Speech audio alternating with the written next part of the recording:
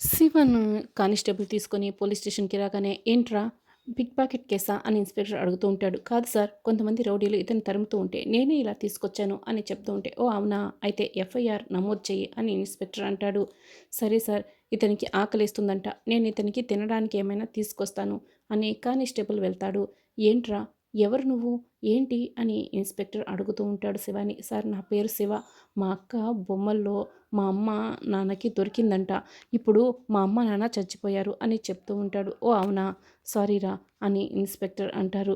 "Sir, మా అమ్మ, నాన్న చనిపోయేటప్పుడు ఈ బొమ్మని మా అక్కకి చేర్చమని చెప్పారు. అదే మా అమ్మ, నాన్న చివరి కోరిక. ఈ బొమ్మ మా అక్కకి చాలా స్పెషల్. అందుకే నేను ఈ బొమ్మని మా అక్కకి చేర్చడానికి వచ్చాను" అని శివ అనడంతో, "అసలు ఏముంది ఈ బొమ్మలో అంత స్పెషల్?"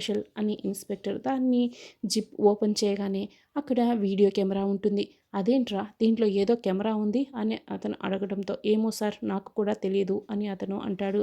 అప్పుడే కానిస్టేబుల్ అక్కడికి వచ్చి, "రారా, నీకోసం నేను టిఫిన్ తీసుకొచ్చాను, తిందు" అని చెప్పడంతో, "సరే, నేను తినేసొస్తాను" అని శివ పక్కకి వెళ్ళడంతో ఇక ఆ ఇన్స్‌పెక్టర్ ఆ వీడియో కెమెరాని ఓపెన్ చేసి చూస్తూ ఉంటాడు. శివ తింటూ ఉంటే అప్పుడే ఆ వీడియో కెమెరాని ఓపెన్ చేసిన ఇన్స్‌పెక్టర్ మొత్తం నిజమంతా కూడా తెలుసుకుంటాడు. ఈవిడ ఫేమస్ డాన్సర్ శోభాచంద్ర గారు.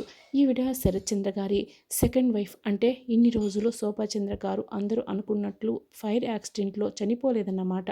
అపూర్వయే చంపేసన్నారన్నమాట. ఈ విషయం వెంటనే శరత్చంద్ర గారికి చెప్పాలి అని ఇన్స్‌పెక్టర్ ఆ కెమెరాని అక్కడ టేబుల్ పైనే పెట్టేస్తాడు. పక్కకి వస్తాడు.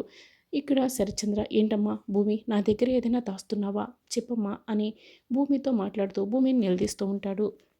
భూమి శరత్చంద్రతో, "ఎందుకు నన్ను అలా అడుగుతున్నారు" అని అడుగుతూ ఉంటుంది. అప్పుడే ఇన్స్‌పెక్టర్ దగ్గర నుంచి ఫోన్ కాల్ వస్తూ ఉంటుంది. అయితే ఆ ఫోన్ కాఫీ టేబుల్‌పై ఎక్కడో దూరంగా సైలెంట్‌లో ఉండటం వల్ల శరత్చంద్ర చూసుకోకుండా భూమితో మాట్లాడుతూ ఉంటాడు. "చూడమ్మా భూమి, జస్ట్ క్రాస్ చెక్ చేసుకోవడానికి అడుగుతున్నాను. నువ్వు గగన్ ప్రేమించుకుంటున్నారని చెర్రీకి ఎప్పటినుంచి తెలుసో కానీ మీరిద్దరూ ఎప్పటికైనా ఒక్కటవుతారన్న ఉద్దేశంతోనే కదా ఇప్పుడు చెర్రీ నక్షత్ర మెడలో తాళి కట్టాడు. అంటే నువ్వు ఇంకా ఆ గగన్‌ని ప్రేమిస్తున్నావా" అని చెర్రీ అనుకుంటుండగానే, "నువ్వు ఆ గగన్‌ని ఎప్పటికైనా పెళ్లి చేసుకుందాం అనుకుంటున్నావా? చెప్పమ్మా చెప్పు" అని శరత్చంద్ర భూమిని నిలదీస్తూ ఉంటాడు. "లేదు నాన్న" అని భూమి అంటుంది. "ఎప్పటికైనా అటువంటి ఆలోచన నీకు వస్తుందా" అని శరత్చంద్ర అంటే, అందుకు కూడా "లేదు నాన్న" అని భూమి చెప్తుంది. "చూడమ్మా, ఆ గగన్ గారిని నువ్వు ఎప్పటికీ పెళ్లి చేసుకోకూడదు. అలాంటి పరిస్థితే వస్తే ఈ నాన్న ప్రాణాలతో ఉండడు. నేను చచ్చిపోతానమ్మా, చచ్చిపోతాను" అని శరత్చంద్ర అంటే, "నాన్న, అలా మాట్లాడకండి" అని భూమి చెప్తుంది. "మన ఇంటి పరువు, ప్రతిష్ట, నా ఆవేదన నీకు అర్థమైతే నువ్వు నా బాధని అర్థం చేసుకుంటావమ్మా. ఆ గగన్‌ని ఎందుకు పెళ్లి చేసుకోవద్దని చెప్తున్నానో నీకు అర్థమవుతుంది" అని శరత్చంద్ర చెప్తూ ఉంటాడు. "అదేంటి శరత్చంద్ర గారు, ఫోన్ తీయటం లేదేంటి" అని ఇన్స్‌పెక్టర్ ఇక కంగారు పడుతూ మళ్ళీ కాల్ ట్రై చేస్తూ ఉంటాడు. అప్పుడే భూమి డాన్స్ వీడియో టీవీలో వస్తూ ఉంటుంది. "నా భూమి అక్క, నా భూమి అక్క" అని శివ చూస్తూ ఉంటాడు. "ఏంటయ్యా, ఏమైంది" అని కానిస్టేబుల్ వచ్చి అడగడంతో, "సార్, మా భూమి అక్క, అదిగో సార్ మా భూమి అక్క" అని శివ చెప్తూ ఉంటాడు. "ఓహ్! భూమి అంటే ఈ అమ్మాయేనా" అని అతను అంటాడు. "అవును సార్, మీకు తెలుసా సార్ మా భూమి అక్క" అని శివ అడుగుతూ ఉంటే, "అయ్యో!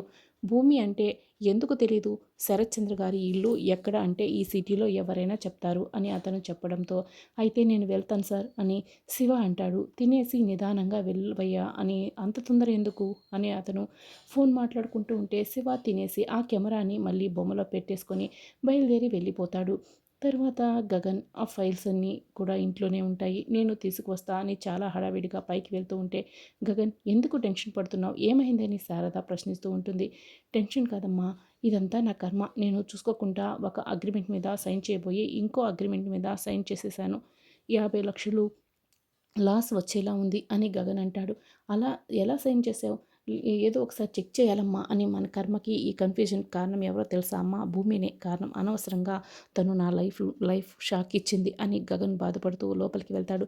గగన్ పైకి వెళ్ళగానే, "అమ్మ, ఇక మీదట ఏం జరిగినా కూడా అన్నిటికీ కారణం భూమినే అని అన్నయ్య మాట్లాడేటట్టు ఉన్నాడమ్మా" అని పూర్ణి అంటే, "అవును, దీనివల్ల గగన్ పిచ్చివాడైపోతాడేమో, నాకు చాలా భయంగా ఉంది అని శారద చెప్తుంది. అసలు ఆ భూమి ఇల్లరికం కండిషన్ ఎందుకు పెట్టిందో చెర్రి అన్నట్లుగా ఏదైనా కారణం ఉందేమో, వెళ్ళి తెలుసుకుందాం పదమ్మా అని పూర్ణి అంటే, అవును భూమి, భూమి దగ్గరికి వెళ్ళాలి, అవును పూర్ణి అని తన ఇంటికి వెళ్ళి తెలుసుకుందాం పద పూర్ణి అని శారద ఇద్దరు కూడా ఇక బయలుదేరి వెళ్తారు. ఇక భూమి గుడి దగ్గర కూర్చొని శరత్చంద్ర మాటల్ని గుర్తు చేసుకుంటూ బాధపడుతూ ఉంటుంది. గగన్ పెళ్లిలో మాట్లాడిన మాటల్ని గుర్తు చేసుకుంటూ తలుచుకొని బాధపడుతుంటుంది. అప్పుడే గగన్ అక్కడికే వచ్చేసి ఫ్రెండ్‌కి ఫైల్స్ ఇస్తూ ఉంటాడు. "రే జాగ్రత్తరా, లాస్ రాకుండా చూసుకోరా" అని చెప్తూ ఉంటాడు. "రే మిస్టర్ పర్ఫెక్ట్ అనిపించుకునే నువ్వేంట్రా ఇలా ఎందుకు కన్‌ఫ్యూజ్ అయ్యావు" అని ఫ్రెండ్ అడుగుతూ ఉంటాడు. "అది కాదురా, కొన్ని గ్రహాలు నా జీవితంలోకి వచ్చాయి. అందుకే ఇలా జరుగుతోంది. అంతా నా బ్యాడ్ లక్" అని గగన్ అనటంతో, "అదేంట్రా, ఎప్పుడూ హార్డ్ వర్క్‌ని నమ్ముకునే నువ్వు మొట్టమొదటిసారి గ్రహాల గురించి మాట్లాడుతున్నావు" అని అతను అంటాడు. "సరేరా, ఏదో ఒకటి చేసి లాస్ రాకుండా అయితే చూసుకో" అని గగన్ ఆ ఫైల్‌ని ఇవ్వడంతో, "టేక్ కేర్ రా, నేను చూసుకుంటానులే" అని అతను వెళ్తాడు. అప్పుడే అటుగా వెళ్తున్న శివ అందరినీ కూడా శరత్చంద్ర గారి ఇల్లెక్కడ అని అడుగుతూ ఉంటాడు. శివ గగన్ దగ్గరికి కూడా వచ్చి, "సార్, శరత్చంద్ర గారి ఇల్లెక్కడ చెప్పండి సార్, తెలిస్తే చెప్పండి సార్" అని అడుగుతూ ఉంటాడు. ఆ పేరు విన్న గగన్ వెనక్కి తిరిగి చూడకుండా మారు మాట్లాడకుండా కారెక్కి వెళ్ళిపోతాడు. అలా శివ ఎవరిని అడుగుతున్నా కూడా చెప్పకపోవడంతో తిప్పలు పడుతూ ఉంటాడు. అప్పుడే భూమి ఎవరు మా నాన్న పేరు పిలిచింది అని చుట్టూ చూస్తూ ఉంటుంది. అప్పుడే శివకి ఒక కారు వచ్చి అడ్డుగా నిలబడి ఉంటుంది. శివ మరొక వైపు నుంచి, భూమి మరొక వైపు నుంచి వెళ్ళిపోతారు. మా నాన్న పేరు నాకు వినిపించినట్లు అనిపించిందా, లేకుంటే నా భ్రమణ అని భూమి కూడా శివను చూడకుండా వెతుక్కుంటూ వెళ్తూ ఉంటుంది. శారద, పూర్ణి ఇద్దరు కూడా ఇక కృష్ణప్రసాద్ వాళ్ళ ఇంటికి వస్తారు. వచ్చి భూమి భూమి అని పిలుస్తూ ఉంటారు. "అమ్మ వద్దమ్మా, అంత ఆవేశం వద్దమ్మా" అని పూర్ణి నచ్చ చెప్తున్నా కూడా, "భూమి బయటికి రా" అని శారద గట్టిగా అరుస్తూ ఉంటుంది. బిందు బామ్మ అక్కడికి వస్తారు. "ఏంటమ్మా శారద, చాలా కోపంగా ఉన్నట్లున్నావు, ఈ సమయంలో రాకూడదే, అయినా కూడా ఇంట్లో ఎవరూ లేరు, గొడవ అయ్యే ముందే ఇక్కడి నుంచి వెళ్ళిపోమ్మా" అని నచ్చ చెప్తూ ఉంటారు.